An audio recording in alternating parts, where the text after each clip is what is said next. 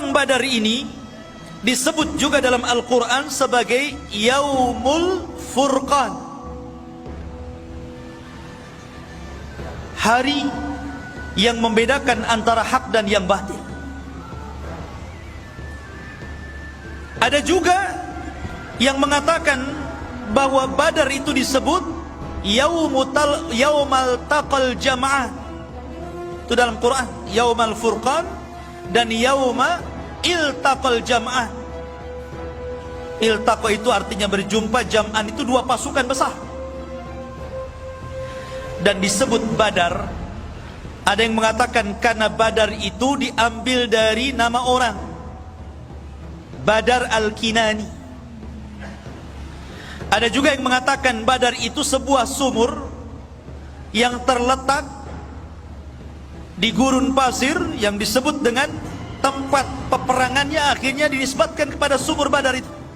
Maka perangnya disebut perang Badar. Ada juga yang mengatakan karena daerah Badar itu dia seperti sumur melingkar, makanya kemudian disebut Badar, dan perangnya disebut perang Badar. Perang Badar ini ikhwan terjadi pada tanggal 17 bulan Ramadhan. Subhanallah, bulan yang penuh berkah, bulan yang dibukakan pintu-pintu sorga, bulan yang ditutup seluruh pintu neraka, dan bulan yang setan-setan diikat di situ. Bulan yang penuh berkah. Dan dalam sejarah ada beberapa peperangan yang terjadi di bulan Ramadhan. Yang pertama perang Badar, kemudian Fathu Mekah, termasuk juga perang Qadisiyah, pembebasan Baitul Maqdis di zaman Umar ibn Khattab, kemudian perang Tatar. Dan semua peperangan yang terjadi di bulan Ramadhan Allah menangkan. Ma'asyiral muslimin, perang Badar ini berbeda dengan perang-perang yang lainnya. Kenapa? Karena perang Badar ini sebenarnya tidak ada tujuan perang sama sekali. Nabi tidak ada tujuan perang. Makanya Nabi tidak mencela orang-orang yang tidak ikut dalam peperangan. Nabi itu ketika keluar ke Badar hanya menganjurkan orang-orang yang hadir saja untuk berangkat. Adapun orang yang bekerja di ladang-ladang mereka atau sedang safar, mereka tidak diwajibkan untuk ikut dalam peperangan, karena memang tujuannya bukan perang. Tujuannya hanya untuk merampas kafilah dagangnya Abi Sufyan yang datang dari Syam menuju Mekah. Itu saja.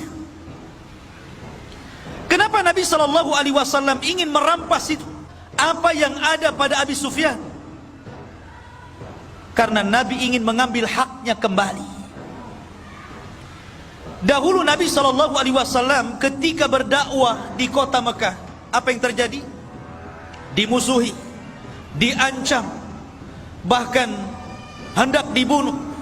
Para sahabatnya disiksa, bahkan sahabat juga ada yang dibunuh seperti keluarga Ammar bin Yasir.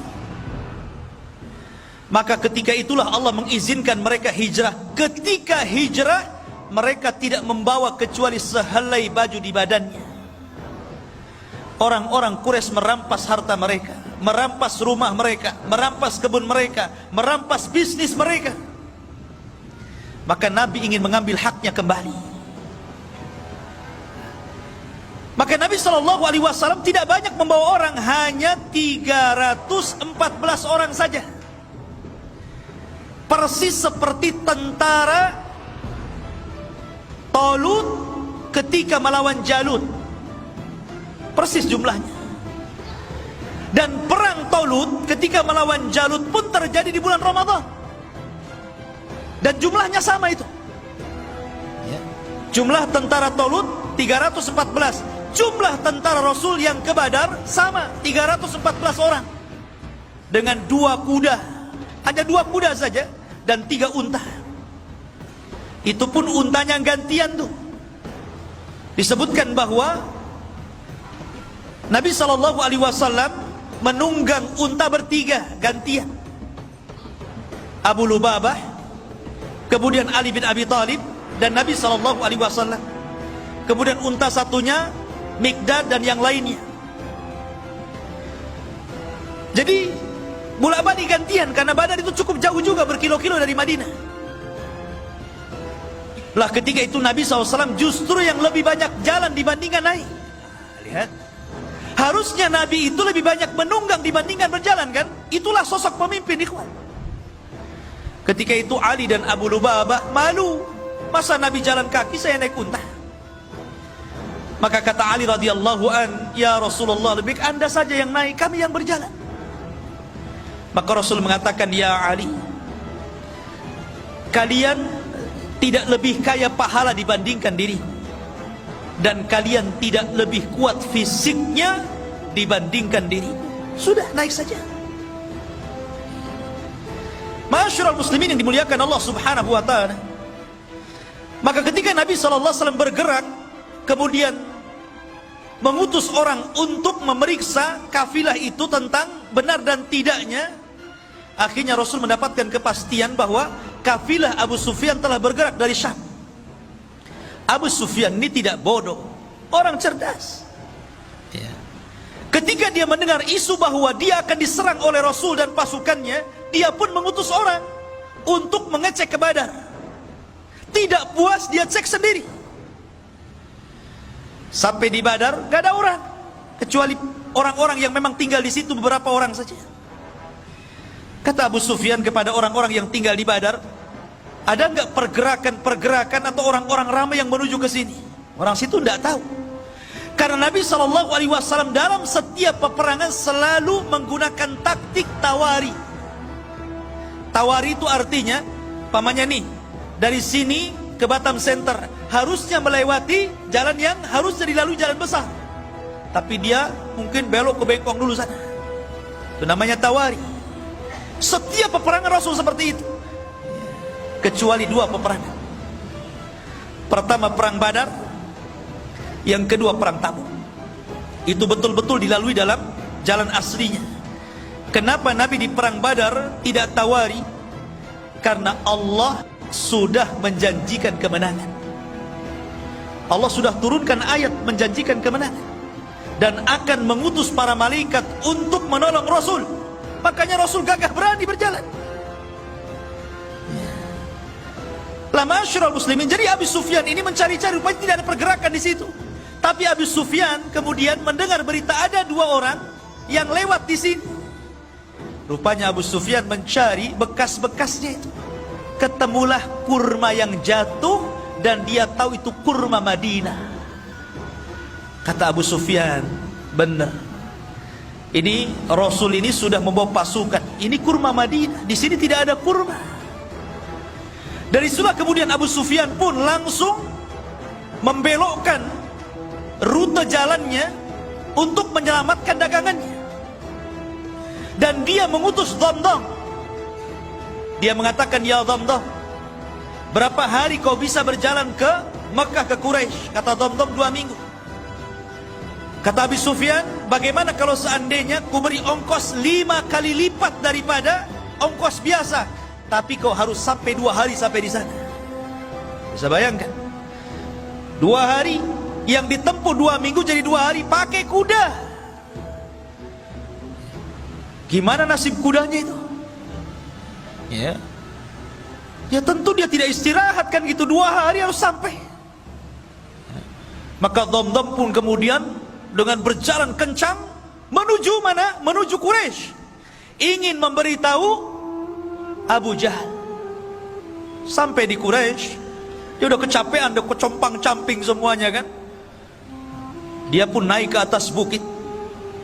Kemudian kebiasaan tradisi Arab, kalau membawa berita yang sangat menghebohkan dan mengkhawatirkan, maka selalu melepas bajunya dan membalikkannya. Itu tradisi mereka. Kemudian dia berteriak-teriak dan mengatakan, sesungguhnya dagangan-dagangan kalian yang dibawa Abu Sufyan terancam dan dia tidak bisa mempertahankan karena dia sendirian.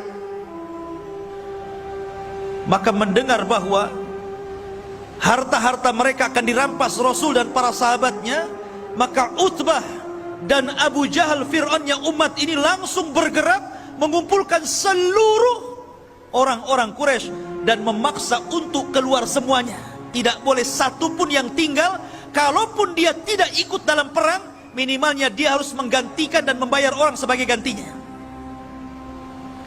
Ketika itu ada kisah Umayyah ibn Khalaf. Umayyah bin Khalaf ini sudah tua, badannya gemuk. Ya tidak segemuk saya lah ya, gemuk. Dia minta uzur, tidak mau berangkat gitu kan. Kenapa?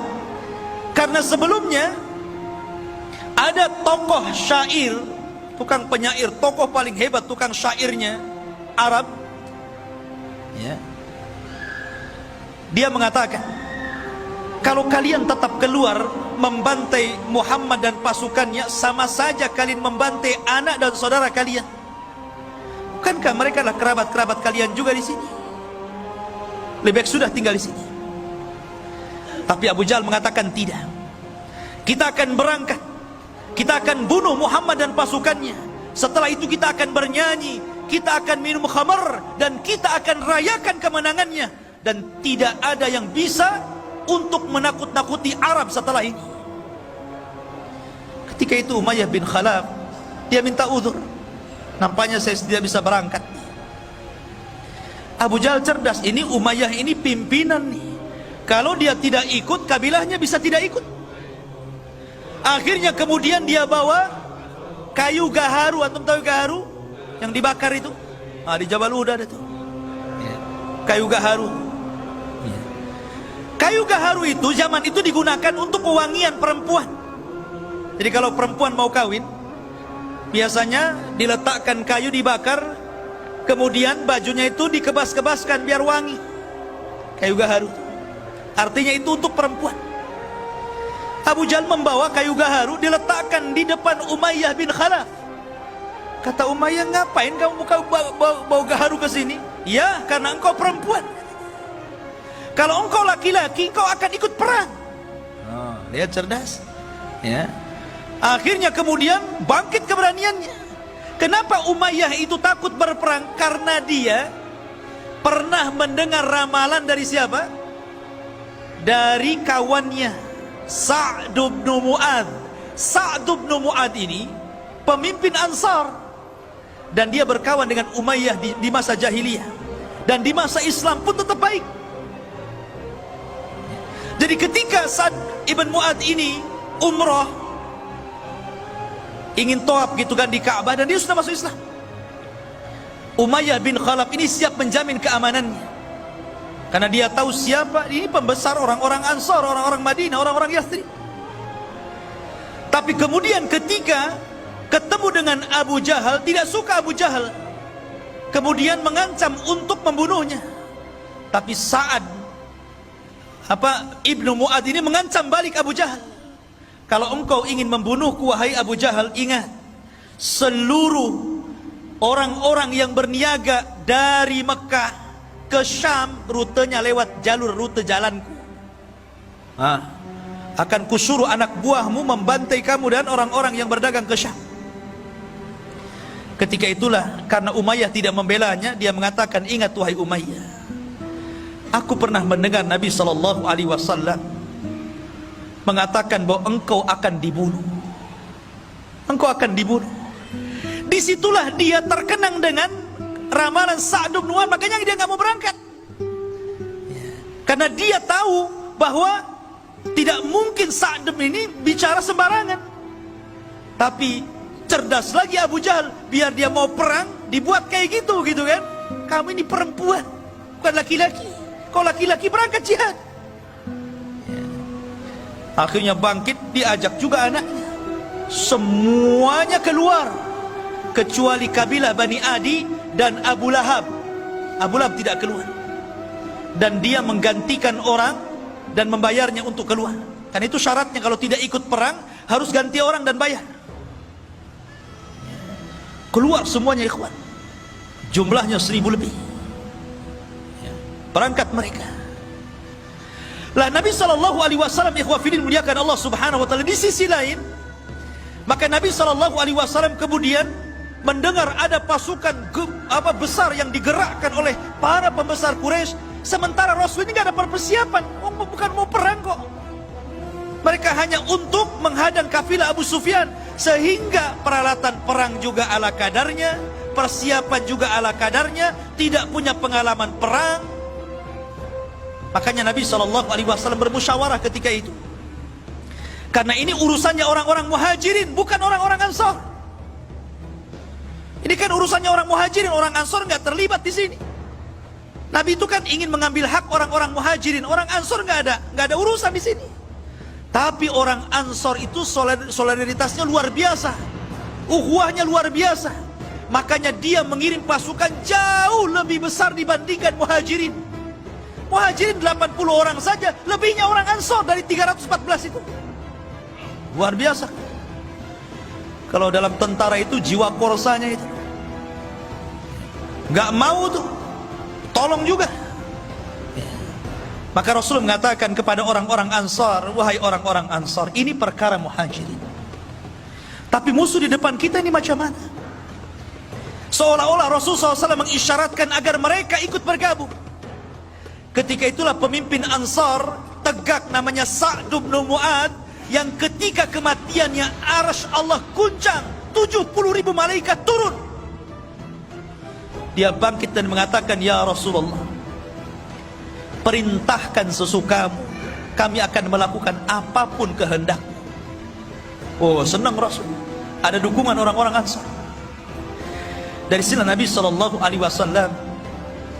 masih khawatir. Bagaimanapun manusiawi, ikhwan, Rasul itu bukan malaikat. Kalau Rasul malaikat, susah antum niru dia. Malaikat nggak kawin, antum pengen kawin. Malaikat nggak punya anak, antum punya anak. Malaikat nggak makan, antum 3 piring 4 piring sehari.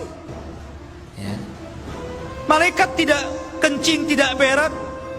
Malaikat itu berbeda dengan makhluk. Makanya Rasul itu manusia, jadi ada sisi kemanusiaannya. Rasa takut itu wajar. Takut kalah, karena melihat bahwa pasukan orang Quraisy itu besar dan pasukan dia sedikit. Maka Nabi SAW berdoa tengah malam. Kemudian dia menagih, seolah-olah menagih janji Allah Subhanahu wa ta'ala. Allahumma wa'daka alladhi wa'adtani ya Rabb. Mana janjimu yang kau janjikan kepada. Terus Nabi SAW seperti anak kecil meminta kepada orang tuanya. Mulihi fid du'a, mengeluh, merengek kepada Allah Subhanahu wa ta'ala akan janji yang Allah janjikan kepadanya. Sampai saking khusyuknya Rasul berdoa dan menangis, ridanya terbang, diambil Abu Bakar dan mengatakan, yakfika ya Rasulullah, cukup Rasul, cukup sudah.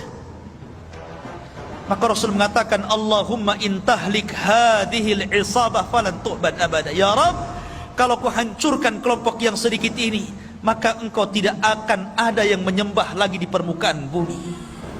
Dari sini menunjukkan bahwa Perang Badar itu penentu antara hak dan yang batil, penentu berjalannya agama atau tidak. Makanya saya katakan di awal, kalaulah Allah tidak memenangkan dalam Perang Badar, antum tidak mungkin ada di sini. Dan tidak mungkin antum beragama Islam.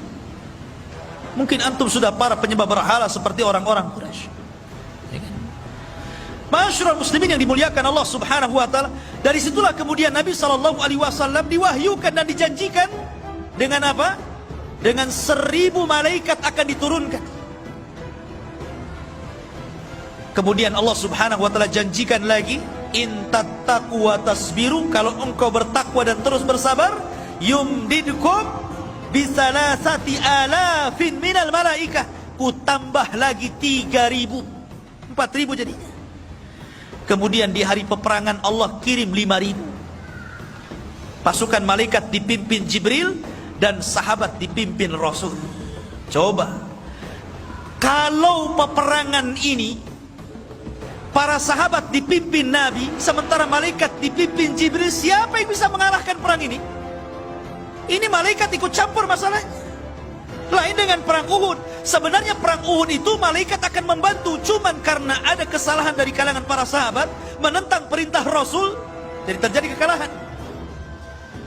Tapi perang Badar ini semua taat kepada Rasul.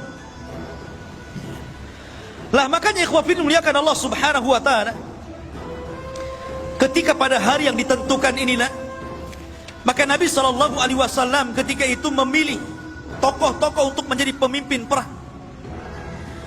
Di antaranya Raisul Am, ya tentu Nabi SAW, pemimpin umumnya. Kemudian di sana ada pemimpin di bawah beliau namanya Mus'ab ibn Umair Al-Badri Al-Qurashi.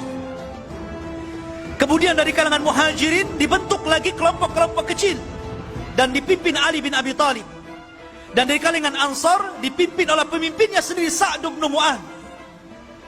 Dan dibuat bersop-sop. Rasul membuat taktik perang yang tidak dikenal orang-orang Arab. Siapa yang mengajarkan?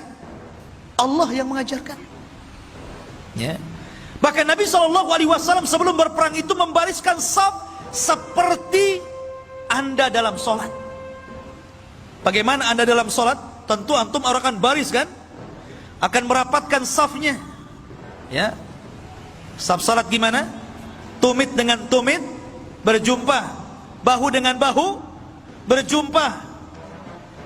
Makanya kalau sholat itu kaki jangan terlalu meregang, nanti bahunya nggak ketemu. Harus sama, jadi bahunya ketemu, tumitnya juga ketemu.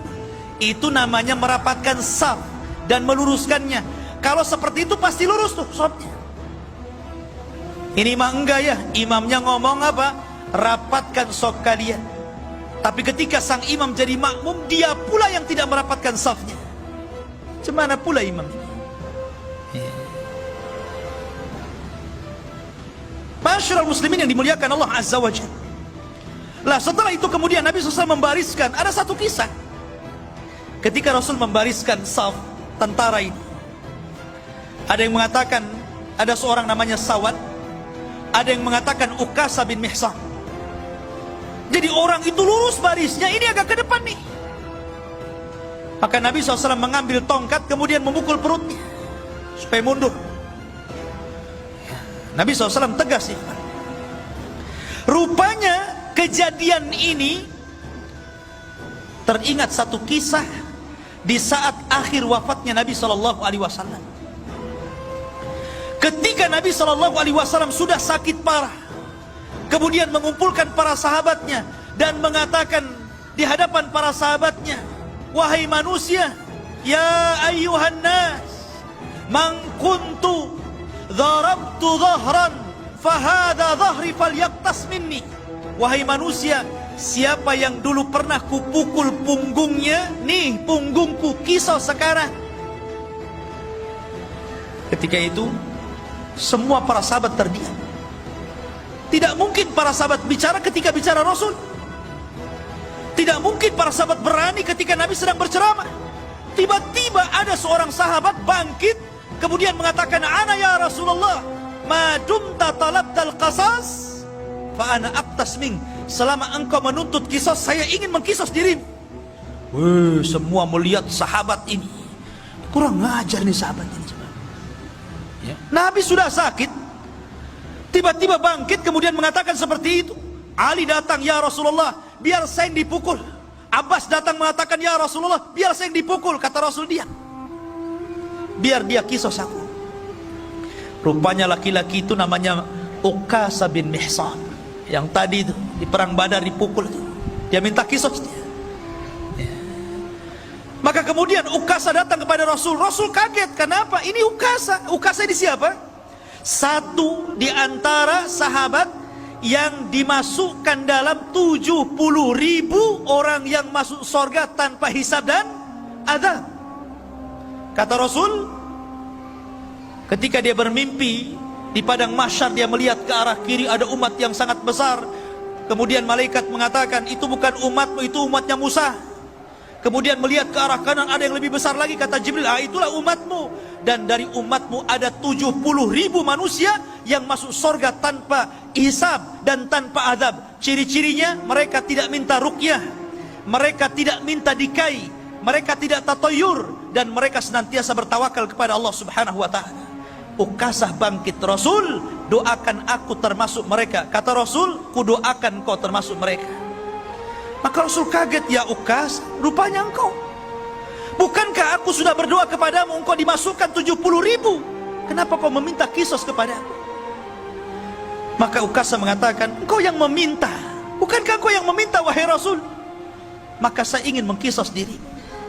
Maka Rasul mengatakan, ambilkan tongkat, berikan kepadanya. Maka Ukasha dengan gemetaran mengambil tongkat. Kata Ukasha, Rasul, waktu kau pukul diriku, aku gak pakai baju, maka kamu harus melepas baju. Makin lagi marah sahabat ini kan. Ya apa ini Ukasha ini? Ya. Akhirnya Nabi SAW melepas bajunya. Ya. Sudah hampir goyang. Sahabat dah tegang itu ya kan. Digoyang-goyang kan tegak tuh, tegang semuanya. Jadi betul tak betul lah kan gitu. Maka dilemparlah tongkat itu, langsung memeluk perut Nabi SAW dan mengatakan, ya Rasulullah, aku ingin menjadi orang yang terakhir yang bersentuhan kulitku dengan kulit Ukasha bin Mihsan. Jadi Nabi merapikan saf dalam perang Badar itu. Ya. Ma'asyiral muslimin yang dimuliakan Allah Subhanahu wa taala. Maka dalam tradisi jahiliyah, dalam tradisi perang orang-orang dulu, sebelum berperang ada istilah mubarazah namanya. Mubarazah itu lawan tanding. Nih jagoanku, mana jagoanmu. Begitulah perang dulu. Ya. Lah ketika itu orang-orang Quraisy mengeluarkan jagoan-jagoan mereka dan menantang jagoan-jagoan Nabi SAW. Maka ketika itu dikeluarkanlah Utbah bin Rabi'ah, orang yang paling benci kepada Rasul. Kemudian saudaranya Syaibah bin Rabi'ah. Kemudian anaknya Utbah juga, Al-Walid ibn Utbah bin Rabi'ah. Ini orang sangar-sangar nih, orang-orang garang-garang dari Quraisy. Mereka orang-orang yang paling jahat. Kemudian Nabi SAW mengeluarkan 3 orang Ansar, tapi ditolak dan mengatakan, kami tidak ada urusan dengan orang Ansar. Kami ingin keluarkan jagoan kalian dari Muhajirin. Maka Nabi SAW ketika itu memilih 3 orang. Hamzah, Asadullah, singa Allah, Sayyidus Syuhada, pemimpinnya para syuhada di sorga, dikeluarkan untuk melawan Syaibah bin Rabi'ah. Kemudian Rasul memerintahkan Ali bin Abi Thalib untuk melawan Al-Walid ibn Utbah bin Rabi'ah.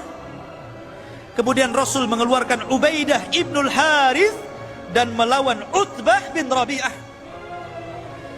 Maka terjadilah pergulatan hebat. Hamzah, Asadullah, sekali tebas saja matilah Syaibah.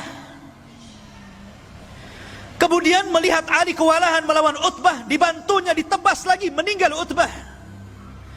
Kemudian Al-Walid ibn Utbah juga meninggal di tangan Ali. Cuman Ubaidah ibn al-Haris ketika dia bergulat dengan Utbah ini memang agak sengit, saling bacok-bacokan ya, kayak orang carok gitu ya. Sehingga lukanya ini menjadikan dia tidak tahan lama hidup. Kemudian dia meninggal. Dan Rasul mengatakan, asyhadu annaka syahid ya Ubaidah, saya bersaksi engkau telah menjadi syahid. Maka ketika jagoan-jagoan mereka kalah dan meninggal, marah Abu Jahal. Dari setelah kemudian Abu Jahal menggerakkan pasukannya. Mereka tidak paham bagaimana Allah sudah mengajarkan taktik perang. Bahkan mereka tidak tahu bahwa di belakang pasukan Rasul ada 5.000 malaikat, dipimpin oleh Jibril, menggunakan kuda putih, dan dilihat oleh orang-orang kafir dan tidak dilihat orang-orang yang beriman. Jadi yang melihat hanya orang kafir saja. Orang yang beriman tidak tahu. Bahasanya antum baru nyabut golok, kepala orang sudah melayang gitu. Enak nggak kalau perang kayak gitu tuh? Antum baru ngambil pedang gitu kan, kepalanya sudah melayang.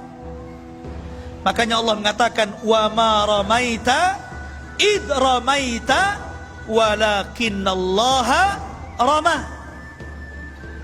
Ya. Ketika engkau melempar, wa ma ramaita, tidaklah engkau melempar. Ketika engkau melempar, ketahuilah bahwa Allah sesungguhnya yang melempar dia. Karena ketika itu kuda yang ditunggangi Jibril ini menebarkan debu. Dan debu itulah masuk ke mata-mata orang-orang kafir Quraisy ini. sehingga mereka kesulitan untuk memandang. Dan itulah para sahabat mudah untuk melumpuhkan, sehingga 70 orang kafir meninggal dan 70 menjadi tahanan. Selebihnya mereka lari tunggang langgang kembali ke Mekah. Dan subhanallah, Allah hinakan Abu Jahal oleh dua anak kecil, namanya Mu'ad dan Mu'awwid, keduanya putra Afra. Ini anak kecil ini ikut perang, si Mu'ad dan Mu'awwid ini. Dia kan orang Madinah, nggak tahu Abu Jahal mukanya kayak apa, dia nggak tahu. Ketika peperangan dia cari Abdurrahman bin Auf dan mengatakan, ya Abdurrahman, yang mana si Abu Jahal itu? Si Fir'aunnya umat ini yang mana ya? Kata Abdurrahman, no, itu tuh orang itu. Langsung dua anak kecil ini, dua anak remaja ini mencabut pedangnya, dikeroyok sama dua anak remaja ini, mati Abu Jahal. Bayangkan. Ya. Dan keduanya mengklaim membunuhnya dan Rasul membenarkannya. Masyarul muslimin yang dimuliakan Allah Azza wa Jalla. Adapun yang lainnya kena tahanan. Dan seluruh orang-orang yang pernah didoakan Rasul, kehancuran mereka terbukti di perang Badar. Ketika Nabi SAW di awal-awal dakwahnya, ikhwan, Nabi SAW diejek oleh Abu Jahal dan mengatakan, siapa yang berani meletakkan salah jazur, kotoran unta yang masih berdarah itu, di pundak Muhammad yang sedang sujud di Ka'bah, ku beri dia hadiah. Berdirilah siapa? Uqbah bin Abi Mu'aid. Ini orang yang paling jahat. Dulunya pengagung Rasul, tapi karena perkawanan yang salah, akhirnya jadi balik, jadi jahat. Ingat, kawan itu yang baik, ikhwan. Uqbah bin Abi Mu'aid ini dulu penggemar Rasul. Walaupun Rasul itu seorang nabi dan agamanya berbeda, tapi karena dia seorang penyair, dia suka kalau Rasul itu melantunkan Quran. Ya. Makanya suatu ketika karena bangganya mengidolakan, ya samalah seperti antum orang Islam mengidolakan para pemain bola. Para pemain bola itu sebagian mereka kafir, bahkan kebanyakan kafir, tapi antum idolakan kan? Pasang gambarnya, kalau dia bertamu ke rumah antum, kemudian selfie, viral tuh. Lah begitulah idolanya Uqbah bin Abi Mu'aid ini kepada Rasul. Jadi suatu ketika dia meminta kepada Rasul untuk bertamu, maunya ngasih makan, ngasih jamuan, tapi Rasul tidak mau makan. Alasannya apa? Karena kamu kafir, kalau kamu Islam saya mau makan. Jadi akhirnya pura-pura dia bersyahadat, yang penting idolanya mau makan. Syahadatnya ini tersebar, maka Umayyah bin Khalaf, kawan dekatnya ini marah. Kau dengar, kau sudah bersyahadat ya, kau ikut agama Muhammad ya? Oh enggak, saya hanya ingin menjamu dia saja, saya pura-pura saja. Enggak, kamu sudah masuk Islam, bukan kawan saya. Akhirnya dia mengatakan, enggak, saya ingin berkawan dengan kamu, saya siap melepaskan itu semuanya. Akhirnya dilepaskan lagi syahadatnya. Kemudian dia mengikuti Umayyah dan berjanji untuk menghinakan Rasul. Disinilah kesempatannya. Jadi ketika Abu Jahal ini menawarkan untuk menyakiti Rasul, bangkit dia, biar saya saja. Dia ingin membuktikan perkawanannya, bahwa dia masih satu geng dengan Umayyah. Dia mencari kotoran unta. Hati-hati antum kalau cari kawan. Ya. Maka dia cari, Allah takdirkan ketemu pula tuh. Ketika Rasul sedang sujud, diletakkan itu kotoran unta, ya kemana-mana. Rasul sujud tidak berhenti. Fatimah datang yang masih kecil, menangis melihat bapaknya dihinakan, kemudian dibersihkan. Kemudian mengatakan, ya abi, wahai bapakku, ud'u ala haula, doakan kehancuran kepada mereka. Maka Rasul pun mulai mendoakan kehancuran satu persatu. Dan semua orang yang didoakan Rasul ketika itu terbukti di perang Badar. Semua orang yang tertawa mengejek Rasul ketika Uqbah bin Abi Mu'aid menghina Rasul, semuanya terbunuh di perang Badar. Ma'asyiral muslimin yang dimuliakan Allah Subhanahu wa taala. Lah ketika itu Nabi SAW dan para sahabatnya berhasil mengalahkan dan memukul mundur orang-orang kafir Quraisy. Ma'asyiral muslimin yang dimuliakan Allah Subhanahu wa taala. Ada satu kisah yang menarik. Kita tahu bahwa Salah satu paman Rasul namanya Abbas. Abbas ini sebenarnya ada yang mengatakan dia sudah masuk Islam, cuma disembunyikan keislamannya, tapi masih tinggal di Mekah karena dia melihat keluarganya ada di situ. Ada yang mengatakan dia tidak masuk Islam, tetapi walaupun demikian dia menganggap Rasul adalah kerabatnya, keluarganya, tidak mungkin dia memerangi. Tapi karena dipaksa oleh orang-orang Quraisy, akhirnya berangkat juga dia.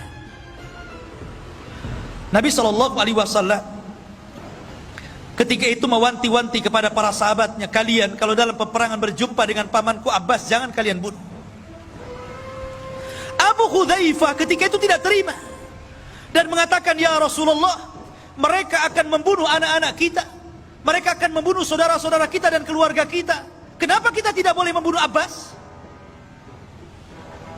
Maka Umar bin Khattab radhiyallahu anhu marah karena Abu Hudzaifah ini tidak mendengar apa yang diperintahkan Rasul. Apa kata Umar? Ya Rasulullah, da'ni adrib unuqa fa innahu munafik. Rasul, sebelum perang ku tebas saja lehernya Abu Hudzaifah, dia munafik dia. Ya. Maunya Umar itu kalau Rasul yang perintahkan sami'na wa ata'na. Itulah para sahabat. Begitulah para sahabat. Makanya ketika itu para sahabat Rasul ketika hendak bergerak ke perang Badar, mereka mengatakan, ya Rasulullah, jangan samakan kami dengan Bani Israel yang mengatakan kepada Musa, idhab anta wa rabbuka faqatila, berangkat engkau dengan Tuhanmu, berperang berdua saja, jangan ikutkan kami. Kami tidak seperti itu. Kalau engkau mengatakan berperang, maka kami siap berperang. Itulah para sahabat. Maka ketika itu dari 70 tawanan, kan 70 mati. Dan dari kalangan orang-orang kaum muslimin tidak banyak, kurang dari 10 orang saja yang meninggal dunia, yang syahid. Tapi dari kalangan orang-orang Quraisy 70 meninggal dan 70 menjadi tawanan. Lah, tawanan ini salah satunya yang ditawan siapa? Abbas. Ini kena tawan nih. Ketika itu orang Ansor mengaku dan mengatakan, ya Rasulullah, aku yang menawannya. Kata Abbas, diam kau bodoh, bukan kamu yang menawan. Yang menawanku adalah seorang laki-laki yang berpenampilan aneh, pakai kuda putih, kemudian pakaiannya putih. Maka Rasul mengatakan, ya Abbas, itulah malaikat. Yang menawanmu adalah malaikat. Lah, ma'asyiral muslimin yang muliakan Allah Azza wa Jalla, akhirnya kemudian Abbas ini dirantai, sebagai tawanan dirantai. Tidak boleh lepas lagi, nanti kabur dia kalau nggak dirantai. Ya, yang dijeruji saja bisa manjat, apalagi di rantai saja kan. Abbas ini karena kesakitan, karena namanya dirantai gitu kan, kesakitan. Jadi tengah malam dia, namanya orang kesakitan pasti akan yasruh, ya, pasti akan mengeluarkan suara sakit, aduh gitu kan. Lah, Rasul ini mendengar suara aduhnya Abbas bin Abdul Muttalib, namanya pamannya sendiri, dan sudah dianggap keluarga paling dekat, paman yang dicintainya.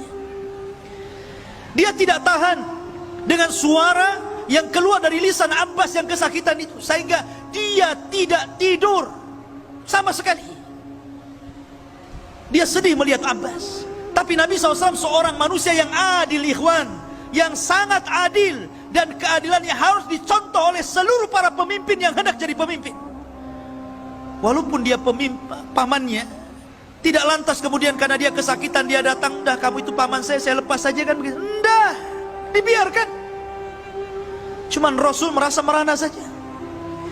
Di pagi harinya itulah dia mengumpulkan para sahabat Rasul. Kemudian dia berceramah, demi Allah, semalam aku mendengar suara Abbas kesakitan, dan aku tidak tenang dan aku tidak tidur sampai hari ini. Maka melihat kesedihan Nabi SAW, sahabat mengatakan, ya Rasulullah, kalau memang engkau berkehendak untuk kami memaafkannya, kami akan maafkan dia. Kalau engkau berkehendak, engkau ingin melepaskan dia, kami lepaskan. Tuh, lihat para sahabat bagaimana memahami perasaan Nabi SAW. Tetapi Nabi SAW sekali lagi adalah manusia yang adil, tidak mungkin dia lepaskan tawanan. Jangankan lagi Abbas, ketika ada seorang wanita dari Makhzumiyah mencuri, Kemudian didatangkan kepada Nabi SAW. Ali datang kepada Rasul, ya Rasul maafkan sajalah wanita itu. Kemudian Abbas juga datang, ya Rasul maafkan saja. Akhirnya sampai meminta Usama yang lembut, anak angkat Rasul, biar Rasul maafkannya. Tapi Rasul mengatakan, ayyuhan nas, aimullah, lau kana Fatimatu bintu Muhammadin saraqat laqata'tu yadah. Wahai manusia, demi Allah, kalaulah putriku Fatimah bintu Muhammad mencuri, aku yang akan potong tangannya. Lihat bagaimana keadilan Rasul. Makanya kemudian mengatakan kepada Usama, ya Usama, jangan kau uji diriku ya. Sesungguhnya hancurnya umat terdahulu apabila orang-orang mulia mencuri, maka ditinggalkan hukum hudud. Tapi apabila orang-orang lemah yang mencuri, maka mereka menegakkan hukum hudud. Rupanya sabda Rasul ini menjadi kenyataan hari ini.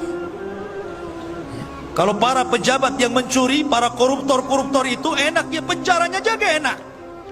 Enak gak tuh penjaranya itu? Enak gitu.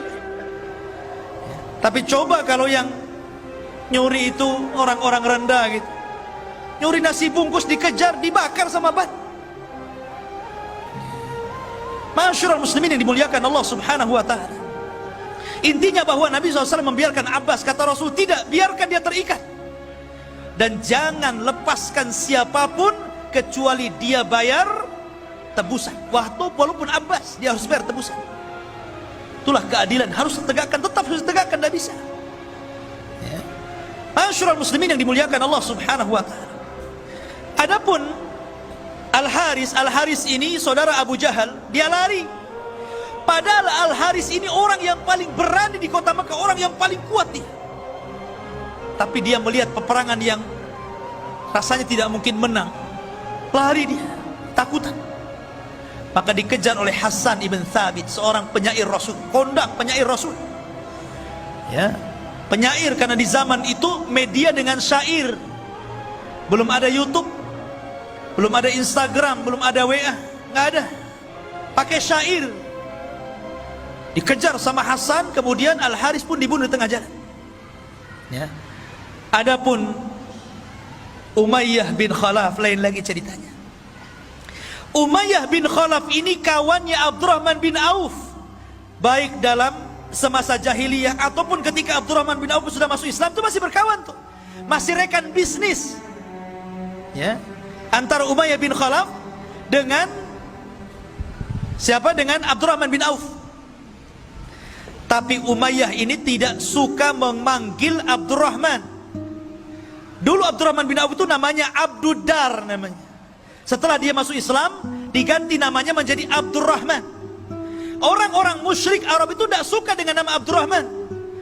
Makanya dia mengatakan kepada Abdurrahman, ya Abduddar.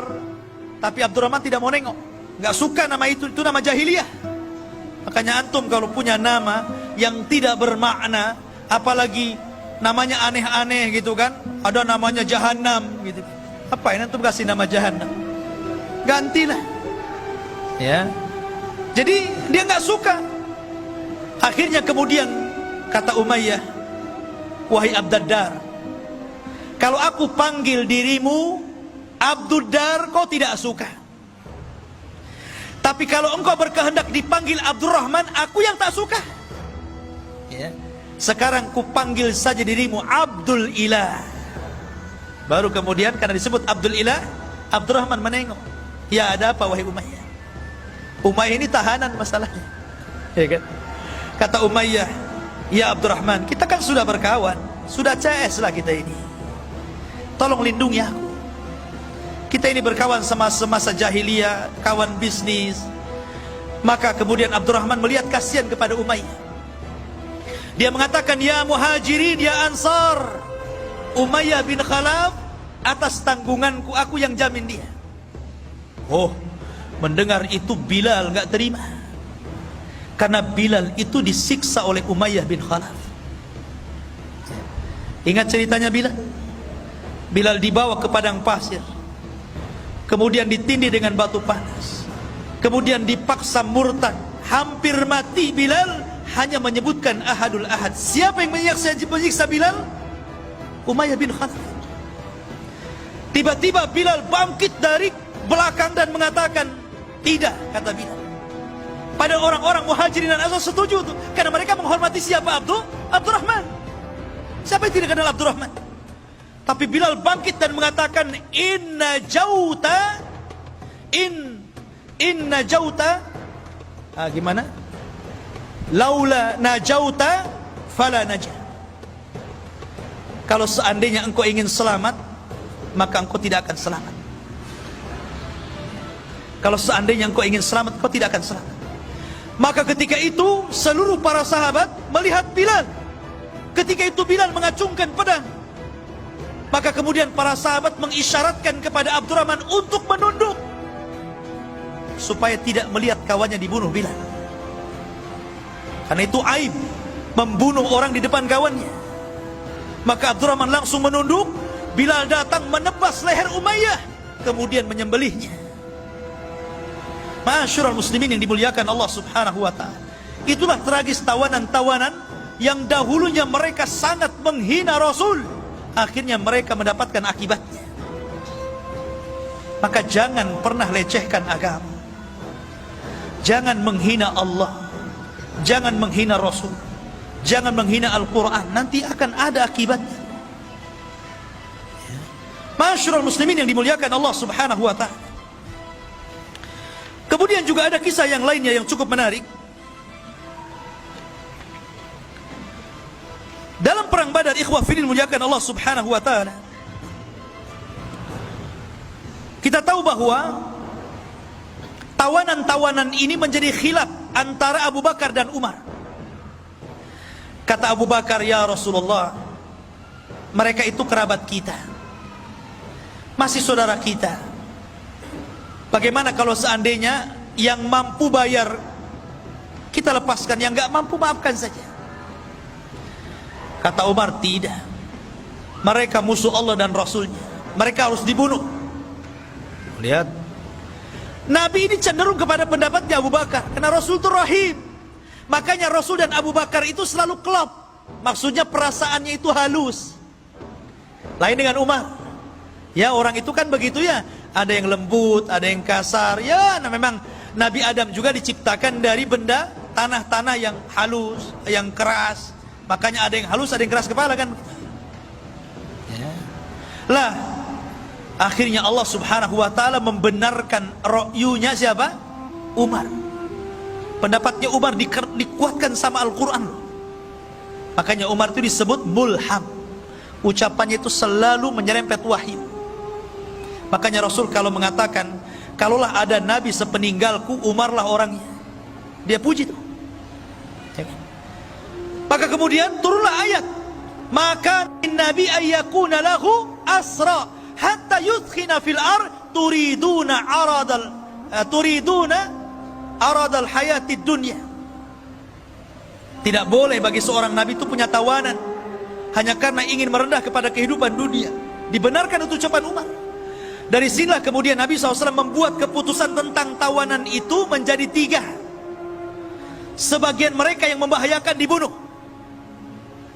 sebagian mereka yang bisa ditebus supaya membiayai uangnya bagi kaum muslimin, tebus.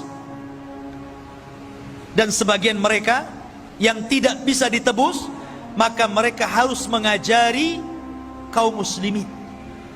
Yang pintar matematika suruh ngajari anak-anaknya, yang pintar fisika suruh ngajari anak-anaknya kaum muslimin.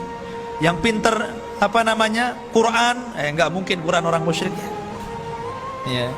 Intinya suruh menyalurkan ilmunya, dibagi 3 akhirnya. Begitulah Allah, Rasul SAW memperlakukan para tawanan. Tapi Rasul mengatakan kepada para sahabatnya, aku nasihatkan kepada kalian agar berbuat baik kepada tawanan kalian. Lihat bagaimana kita lihat sekarang, ketika orang-orang kafir menawan kaum muslimin. Kita lihat di media-media massa bagaimana mereka disiksa habis-habisan, terkadang mati, meninggal di penjara. Tapi Islam tidak demikian. Islam itu dinur rahmah, ikhwan. Kata Rasul, saya wasiatkan kepada kalian agar berbuat baik kepada tawanan kalian. Antum ingat kisahnya Sumamah bin Asal? Dia kena tawan tuh. Ya. Dia kena tawan oleh pasukan Rasul, dibawa ke hadapan Rasul. Kata Rasul, ikat dia di masjid. Dari sini menurut ulama fikih mengatakan bolehnya orang junub duduk di masjid. Karena Sumamah bin Asal ini orang kafir, tentu tidak pernah mandi junub. Orang kafir mandi junub enggak? Enggak mungkin orang kafir mandi junub. Artinya bahwa orang kafir pasti junub kan? Tapi oleh Rasul diikat di masjid 3 hari lagi. Kalau memang orang junub tidak boleh di masjid, tentu Rasul akan ikat di luar masjid kan? 3 hari. Setiap hari Rasul menawarkan Islam. Dan Rasul memperlakukan Sumamah dengan baik. Para sahabatnya juga dengan baik. Bicaranya lembut. Dari situlah Sumamah melihat bagaimana akhlak Rasul dan para sahabat. Karena 3 hari tidak mau masuk Islam, dilepaskan sama Rasul. Kenapa? Karena Sumamah bin Asal ini adalah pemimpinnya Yamamah. Dan Yamamah itu adalah penghasil gandum terbesar yang memasok gandumnya ke Quraisy. Ini kalau dibunuh bahaya. Ya, makanya dilepas. Sepanjang jalan Sumamah ini mikir, kok beda agamanya dengan agama yang saya anu. Lebih indah, lebih somea, lebih sopan. Baik. Balik lagi dia. Kemudian mengislamkan dirinya, asyhadu an la ilaha illallah wa asyhadu anna Muhammadar Rasulullah. Lihat. Kan dia bisa aja pulang kan? Balik lagi masuk Islam dia. Itulah bagaimana Rasul memperhatikan tawanan dengan baik. Akhirnya Rasul mengajarkan bagaimana cara umrah. Mendengar Sumamah ini masuk Islam, orang Quraisy marah tuh. Ketika dia umrah hampir panah-panah menghadang dia. Kata Sumamah, coba-coba kalian panah saya, ku stop gandum kepada kalian, kelaparan kalian. Akhirnya betul di stop betul. Habis umrah dia pulang, dia stop. Kata Sumamah, aku baru akan ngirim gandum kepada kalian kalau ada izin dari Nabi SAW. Akhirnya berbulan-bulan mereka nggak ada makanan, datang minta izin agar dilepaskan. Akhirnya dikirim lagi. Lah ini ikhwafin muliakan Allah Subhanahu wa taala. Bagaimana Rasulullah SAW memperhatikan tawanan. Maka perang Badar ini luar biasa banyak pelajaran yang kita bisa petik. Salah satunya ikhwafin muliakan Allah Subhanahu wa taala, bahwa dalam perang ini di mana Allah Subhanahu wa taala memuliakan agama ini karena mereka memuliakan Allah dan Rasulnya. Mereka taat dengan Allah dan Rasulnya. Mereka ikut berperang bersama Nabi SAW. Kemudian yang kedua, kalaulah Allah Subhanahu wa taala tidak menolong dalam perang Badar ini, tentu kita tidak pernah beragama Islam lagi. Dan ini nikmat yang sangat besar. Makanya Badar itu perang pertama dalam Islam. Perang pertama yang menentukan hak dan yang batil. Perang pertama disembah dan tidaknya Allah. Dan perang yang menentukan tegaknya la ilaha illallah. Itulah perang Badar.